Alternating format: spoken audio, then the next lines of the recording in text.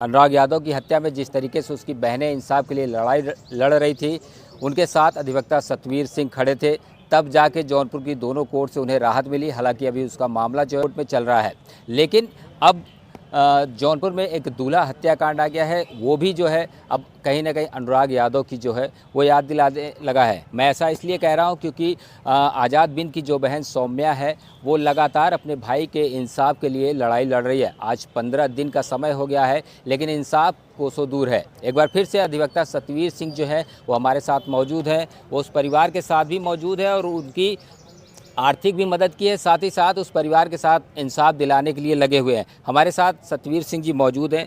सतवीर जी, कल सौम्या जो है डीएम के पास मिलने आई थी, क्या कुछ हुआ था उस दौरान?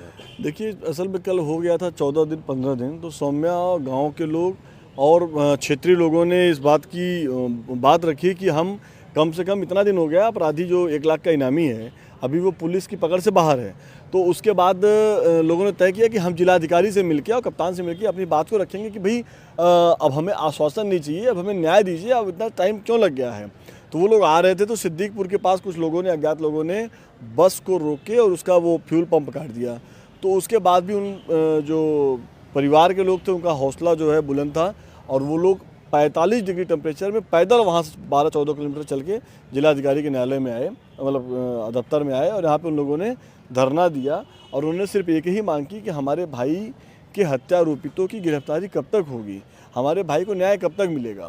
तो चूँकि मैं एक अधिवक्ता होने के नाते और मैं कांग्रेस पार्टी का नेता हूं और हमारे नेता श्री नदीम जावेद जी की विधानसभा है, तो मैं उसके साथ में उन सब परिवार के लोगों से को लेके जिलाधिकारी के दफ्तर में चैम्बर में गया। तो वहाँ पे सीआरओ साहब, तहसीलदार और सीईओ सदर और सिटी मजिस्ट्रेट, इन सब लोग बैठे थे। वहाँ पे जिलाधिकारी के सम्मुख इस बात की उन लोगों ने बात रखी कि सर ऐसा है, आज 15 दिन हो गया और मैं तब तक अपने भाई की दाह संस्कार नहीं चाहती थी जब तक कि उसको न्याय नहीं मिलेगा, लेकिन आप लोग के आश्वासन के बाद हमने जो है उसका दाह संस्कार किया। लेकिन आज 15 दिन हो जाने के बाद भी हमारे भाई को न्याय नहीं मिला। जो मुख्य आरोपी है 1 लाख की इनामिया है वो बाहर है। तो जिलाधिकारी ने मजबूत आश्वासन दिया कि हम जल्द से जल्द जो है, हम आश्वासन नहीं दे रहे हैं आपको, हम कार्रवाई कर रहे हैं और कार्रवाई जल्द ही आपको रिजल्ट हम देंगे। 10 टीमें बना दिए हैं, 10 टीमों में से 3 टीमें उन्होंने सफलता प्राप्त की है, 10 लोगों की गिरफ्तारी हो गई है। लेकिन जो 3 लोग हैं उनको लेके गैर जनपद में और गैर राज्य में भी पुलिस जो है सक्रिय है और ये पूरा सबको सामने है। तो उसके बाद जो है परिवार के लोगों ने हम सब ने अपनी बात की और हमने कहा कि ठीक है, प्रशासन थोड़ा समय मांग रहा है तो थोड़ा समय उसको देते हैं। लेकिन कल जो है फिर उसके बाद पीड़ित परिवार मुख्यमंत्री से मिलने जा रहा था। चूँकि मुख्यमंत्री जी ने जीरो टॉलरेंस की बात की है, तो ये बात करने जा रहे थे कि सर आपने जीरो टॉलरेंस की बात की है और अभी तक उस पर रिजल्ट नहीं आ रहा है। तो रात में पुलिस ने रोका परिवार को, तकरीबन 12 बजे रोका और कहा कि नहीं, आप मत जाइए, जिलाधिकारी ने जब आश्वासन दिया है तो आप उसकी बात को सुनिए। तो जिलाधिकारी के आश्वासन पे ही परिवार अभी रुका हुआ है, जिला कप्तान के आश्वासन पे रुका हुआ है और हम सब लोग इस बात का इंतज़ार कर रहे हैं कि 1-2 दिन 3 दिन और हम और देखेंगे।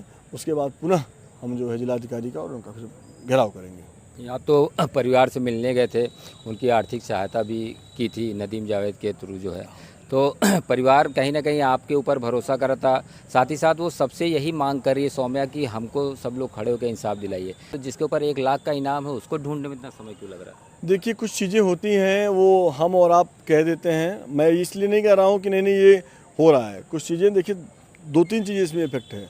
एक तो मुझे लगता है प्रशासन का दबाव है, दूसरा अपराधी बहुत शातिर है।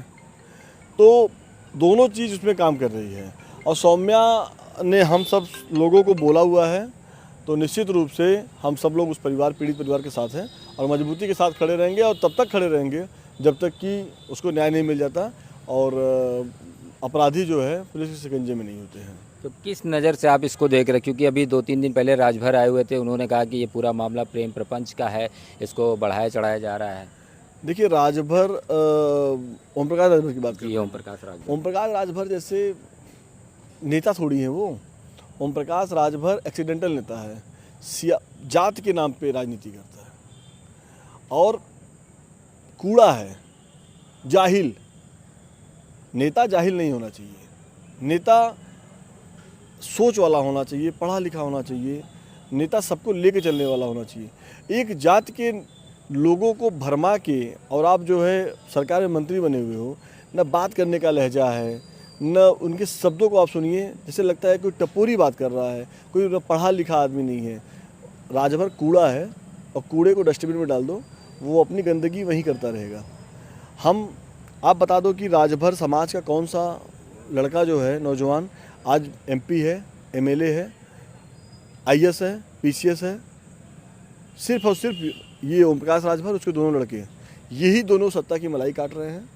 और ये दोनों राजभर, जो हम जाति की सियासत नहीं करते, हम कांग्रेस पार्टी के लोग हैं, हमारे लिए बिंद भी उतना महत्वपूर्ण है जितना राजभर है। हमारे लिए ठाकुर भी है, ब्राह्मण भी है, हमारे लिए मुसलमान भी है, हमारे लिए कुर्मी भी है, हमारे लिए बनिया भी है, हमारे सब बराबर है। हमारे लिए कोई एक जाति नहीं है, हमारे लिए सारी जाति बराबर है। लेकिन ये ओम प्रकाश राजभर जैसे कूड़े समाज में गंदगी फैलाते हैं, इनको डस्टबिन में डाल दो।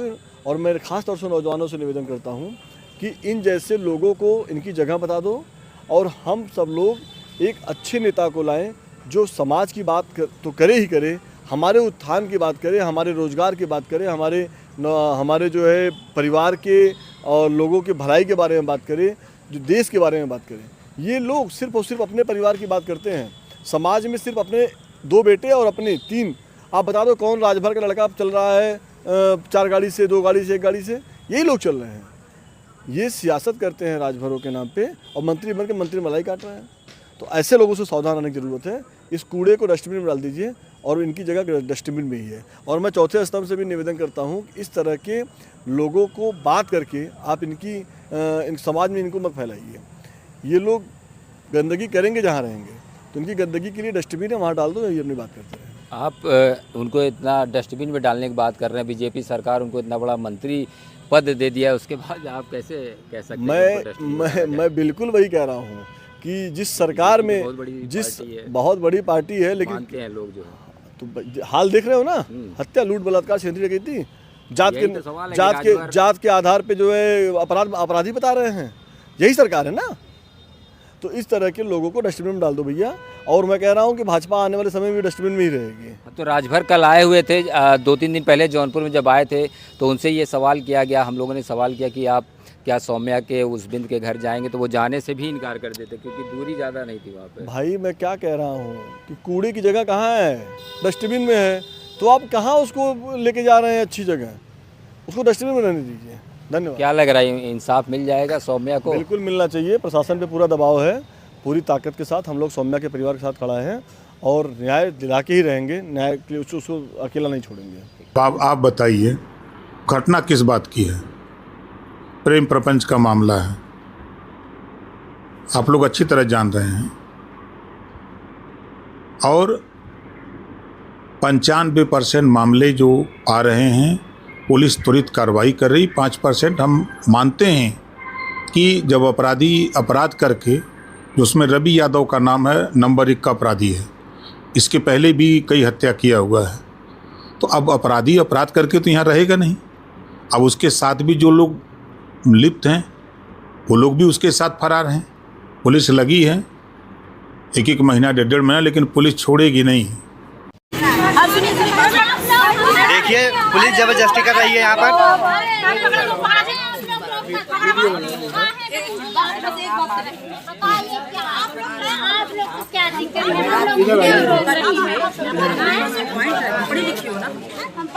आपके पास पॉइंट रहेगा कि मुझे ये टाइम दिए।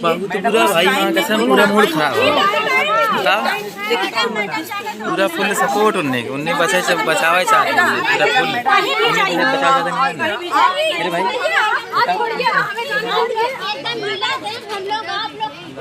सुनो एक मौका तो दो, एक मौका और दो।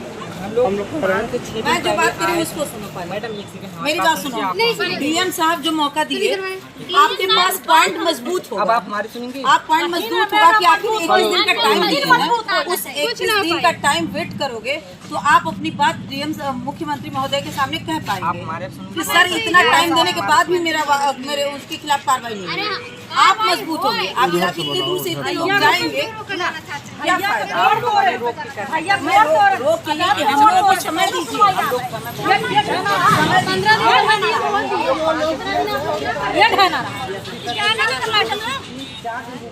ऐसा हम लोग को घर से नहीं निकलने का। गाड़ी रोके और काटे तो आप फोर्स यार मेरी फोर्स आएगी ड्राइवर भाग जाता है, ड्राइवर के पास दे हम ड्राइवर भाग जाता है। समय दीजिए ना,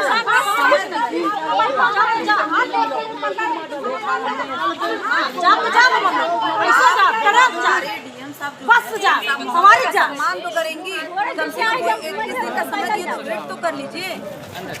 सम्मान कर रहे हैं, वो जिले के बड़े अधिकारी हैं, उनका तो सम्मान रखिए। चला बाजार एक बार मौका दीजिए। मैडम एक बार मौका हमने एसपी सर को भी दिया है। मैं नोटिस की प्रोसेस की बात कर रही हूँ। 7 तारीख को जो मुझे अगर वो 4 दिन में कुछ कार्रवाई कर देते ना, हमें भरोसा रहता। मैं एसपी सर को भी मौका दे चुका हूँ मैडम जी। हम लोग अपन बात ना रखा जाए चला तो चला। 21 दिन तू मौका दो, उसके बाद बात करना। तेरे पास पॉइंट, तेरे पास पॉइंट।